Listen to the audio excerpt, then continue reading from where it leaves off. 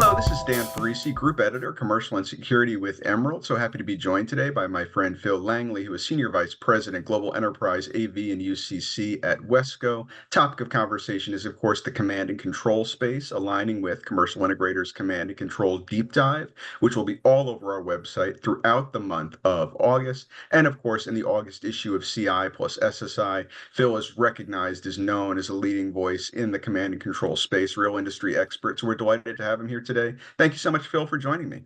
Thanks, Dan. Thanks for having us. So why don't we start with command and control broadly? I know we were talking about it at InfoComm. It seemed like a lot of people, quite honestly, were talking about the command and control category. You want to talk about why it's gaining increased attention, why people see opportunity, and why it's just a real hot topic these days? Yeah, I noticed the same. It's kind of snuck up on us as an industry. I think it's always been there.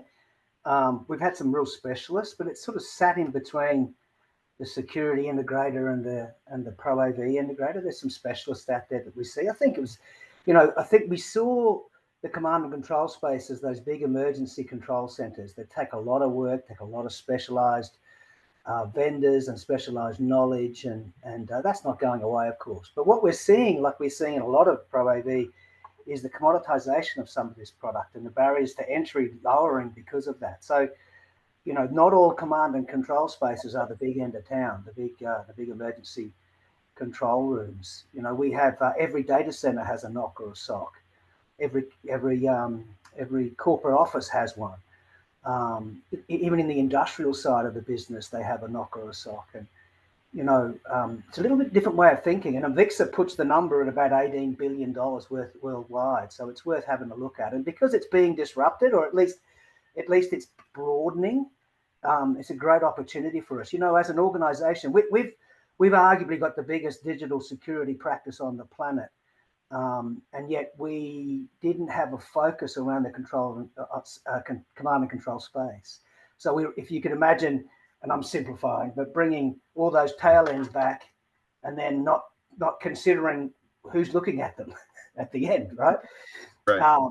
Where the other specialists were coming in. So we about a couple of years ago, we had a real focus on it.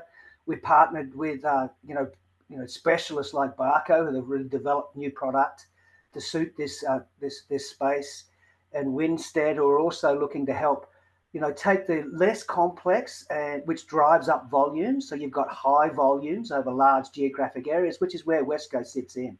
So we take unproductive labor. We put the product on our balance sheet. The invoice clock doesn't start until the product's ready and it's on the ground in the channel partners or the systems integrators customer.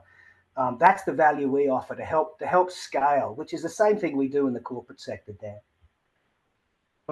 I really appreciate the fact that you put numbers on it as well. Talking about that 18 billion, it certainly does seem like something that is worth looking at. And of course, the partnership mentality that you have here and that Wesco always has. You mentioned Barco, you mentioned Winstead, but I love the fact that, as you said, as you've leaned into command and control, you're moving in that democratized kind of a movement. Everything in command and control isn't necessarily like, the Pentagon or something like that. It doesn't have to be that level. There's a democratized opportunity, a more dispersed opportunity, and that's where Wesco really seems to be leading. It is, and the other thing to take into consideration too is the rise of the smart building. Now, I know we've been talking about this for such a long time, and I think we can all remember the days when it wasn't that long ago when there would be some kind of user interface for every piece of technology in the building, and they'd all be on the one wall, right? And we had a lot of consultants not talking to each other. Well, those days have changed. So not only do we have the NOC SOC, but we also have software aggregator layers that are reaching out into the office space, or reaching out into the chillers or the lighting or the HVAC, as I said before. Again, that needs to all roll up into somewhere for people to look at. So, we're starting to see it expand from outside of what we would see as the pro AV industry as a traditional command and control. I think that that's really exciting. As you know, Commercial Integrator came together with Security Sales and Integration. We recognize these synergies among technology ecosystems, and it seems like that's exactly what you're talking about, whether it's IT, whether it's AV, whether it's security, even those other kind of technical trades that might be involved in a commercial site. There seems to be more commonality than there is difference, and maybe this is kind of a good entry point to be talking about exactly that. Oh, it is. And it's just, it's another, it's broadening another slice of the pie, or broadening the pie. Having a run at this, looking at, there's so much volume, particularly in the States, but it's a global piece. Wesco's got everybody covered globally, of course, if they want to do business with us that way. I see it really exciting. We can have these spaces you don't have to have the big video walls. You can actually have the smaller spaces, but many of them. And it's different to what we're used to in the Pro AV space, going way back, where you would look at the most distant viewer and you would take the screen diagonal and you would get the width, the diagonal of that screen based on the most distant viewer. It's the reverse in the command and control space, where you work with the person. So it starts with the chair and then works back towards the monitors. And then lighting's important because people are going to be staring at these screens for a long time. The ambience is important. The monitors that they're staring at are important. It is quite a science, but that doesn't mean it can't be. And as people look at commoditization as can be a dirty word, but it just isn't. It's broadening us into other areas where people weren't buying these because they were complex, and now they're not as complex, and they're putting these spaces in. Not only is the demand there, but it's a lot easier to go about doing this than before. And it's the full spectrum. Those big end of town isn't going away. In fact, it's getting bigger and bigger. But there's a whole long tail here that's not really being addressed, that folks like Winstead and Barco are pushing towards, and then we're underpinning that to help Channel move into those spaces. As you say, you see these knocks and socks virtually everywhere these days. And I really do agree with you. You mentioned kind of that operator-centric mindset. Everything is centered around what's going to make his or her experience better. People who know the most about command and control, people like you, people like Dan Gundry, they're always talking about that operator centricity, building the visuals, building the experience around their efficiency, their optimization, their comfort, their ability to avoid distraction.